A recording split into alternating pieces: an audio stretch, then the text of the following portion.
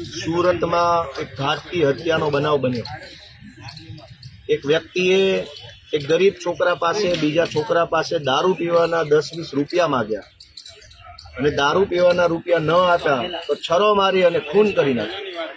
આ ઘટનાથી આખું ગુજરાત હચમચી ઉઠ્યું છે કે ગુજરાત આખામાં ગુંડાઓની, બુટલેગરોની, માથાભારે માણસોની, તોડબાજોની, માફિયાઓની આટલી હિંમત કેમ વધી કે છાસવારે ગમે તેનું ખૂન કરી નાખવું, ગમે તેની ઉપર હિંસક હુમલો કરવો, તલવારો લઈને રોડ ઉપર નીકળી જવું। આ હિંમત ગુજરાતમાં ગુંડાઓ, બુટલેગરો, તોડબાજોની એટલે વધી છે કે ગુજરાતમાં 8 પાસ ડફોળ માણસને ગૃહમંત્રી બનાવવામાં આવેલ છે।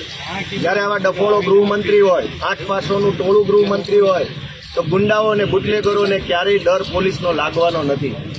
દારૂ પીવાના 20 રૂપિયા દારૂબંધીવાળા ગુજરાતમાં માગવામાં આવ્યા।